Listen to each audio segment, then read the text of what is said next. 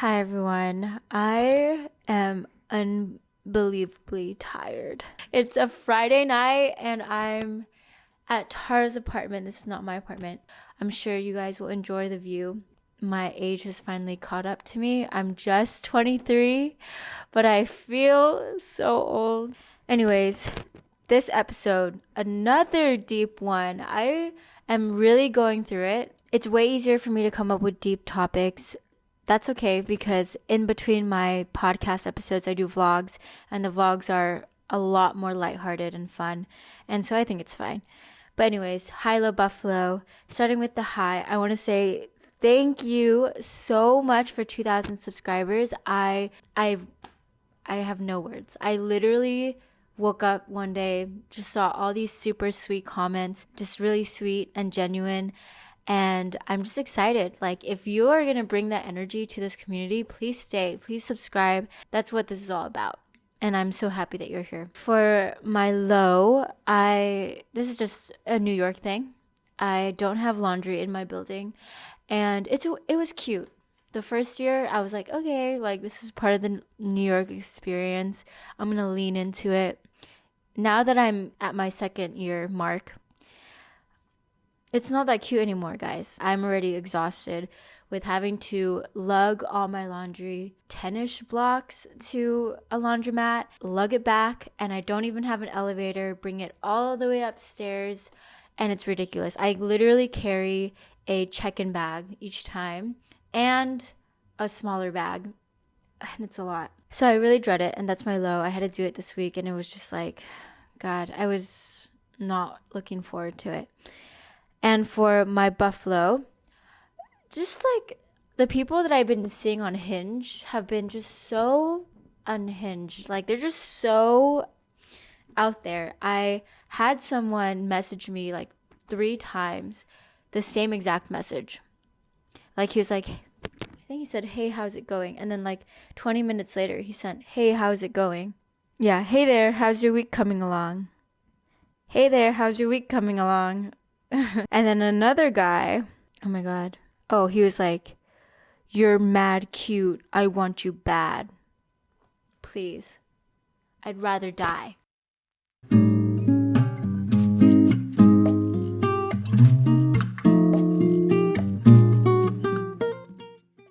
Guys, I literally just recorded the second half, which was, I think, 30 minutes of footage about this whole topic. And this topic is a pretty deep one, and the entire time, I didn't even have my mic recording. So I'm going to do it again. God damn it. It's fine. It's not like I have any other plans on my Friday night. I'm literally just going to go lay in my bed and like watch Friends or something, so I'll be fine. It's only 9:30. But today I'm going to talk about how I grew up with divorced parents and how that literally changed me and made me really angry for a really long time. And hopefully my parents don't watch this, because if they do, they will hate me for talking about this. This is just not a family matter that you want to be telling the whole world about. And especially my family, we value privacy, and this is the opposite of privacy. But I feel like this will be helpful to at least one person out there. So if I can sacrifice my privacy just to help at least one person think a little bit more about their past, I'll do it. I just want to say, this is actually so freaking annoying. This is like, the thing with like jeans and overalls is that this flap thing that happens, which you literally cannot do anything about, not cute. So I'm going to talk about 4 key experiences that I distinctly remember. I mean, I vividly see it in my head, and I could tell you with all the details as if it were happening in front of me right now what happened in those 4 moments. And these were all related to the divorce and all key parts about why I turned out the way I did. And I'm going to share this context because I want you to know that me being a kid of a divorced couple doesn't mean that I'm a direct mirror reflection of somebody else who is in the same situation, because we all have completely different types of families, ways of being raised, and yes, having your parents go through a divorce in front of you and argue a lot, blah, blah, blah, is a pretty big thing, and it could cause a lot of trauma, but it's not like the entire experience that you had for your childhood. So a lot of factors can come into play, and that's why when I talk to a lot of people who have gone through similar experiences, we came out of those experiences very, very, very differently. Like, I was just talking to my friend actually about this, and he was saying that he saw his parents argue a ton, and it led him to want to do the complete opposite. So he is now like this hopeless romantic. He never wants to argue. He wants to be completely indifferent to everything. And he forces himself to not bring up problems or feel angry about anything because he doesn't want to replicate that, because he knows how traumatic it can be. And instead he wants like a very loving relationship, and that's all he will accept. That's how he came out of the experience, where he just completely rejects the idea of having that kind of thing happen again. I, on the other hand, have a completely different mindset, and I'll just get into it later. But anyways, the 4 key things that I will talk about that I experienced. So the first thing is, this one time I was sleeping with my family. I used to pretend that I was falling asleep, and I was also a pretty light sleeper. And this one day, my parents were arguing in the middle of the night, which they typically did. They would argue when we were falling asleep, and so that we wouldn't hear them. But I woke up this one time because they were talking about something, and I remembered one of my parents going, "Do you love me anymore?" And the other one saying, "No." And I just immediately cried. Like, I bawled my eyes out. And my mom was like, "Just go back to sleep, it's okay." Distinctly remember that. Like, I can hear it in my head. I can see what I saw. And then my parents separated. My dad actually left my house, and he stopped living with us. And this was a key moment because my dad physically had to tell me that he wasn't living with us anymore. And it was like this huge dramatic thing. Rightfully so. I cried so much. Even though my dad was like, "Yeah, I'm coming tomorrow, but I'm not living here anymore." And I remember my dad like leaving, slamming the door.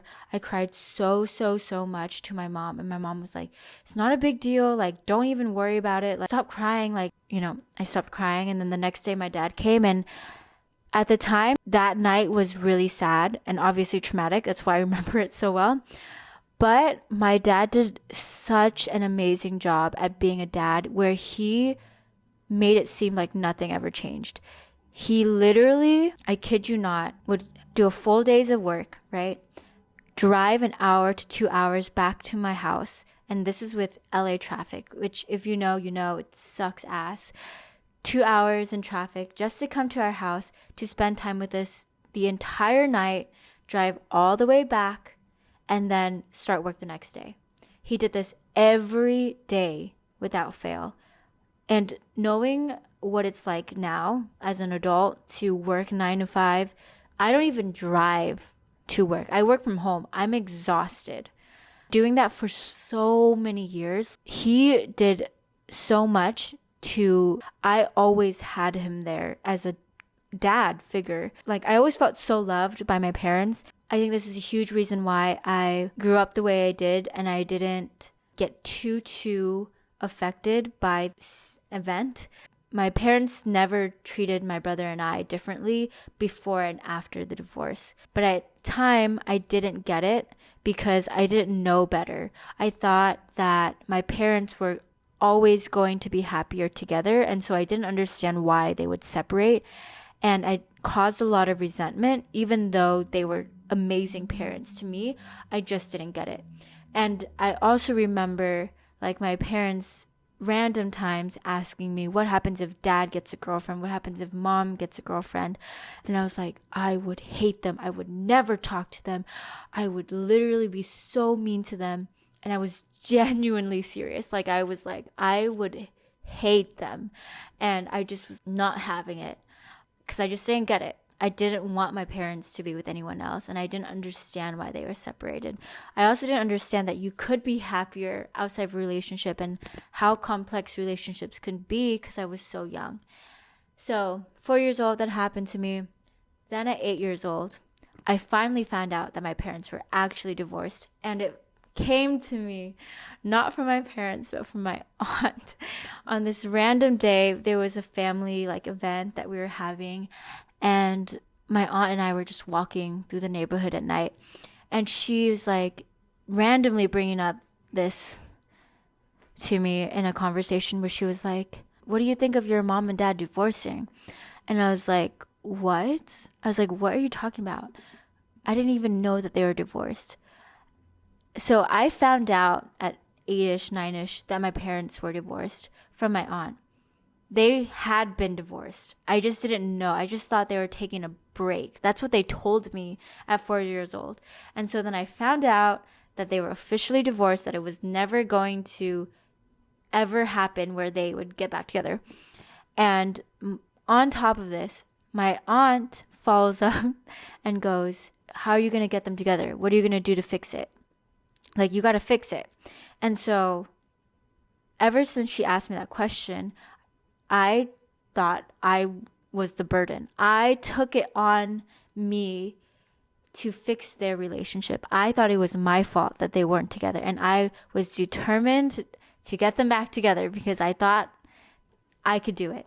So my little self, I'm not kidding, guys. I went onto my computer and I either typed it or I wrote it down, but I basically made this packet of questions, and I printed out 2 copies, and I gave one to my mom, one to my dad, and I told them that they have to fill it out because my thought was the reason why that they were separated was because they didn't know each other well enough.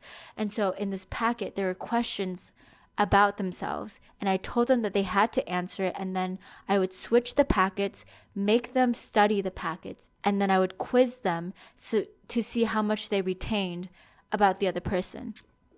And in these packets, I kid you not, the questions were, what's your favorite color? What are your top favorite movies? What's your favorite food?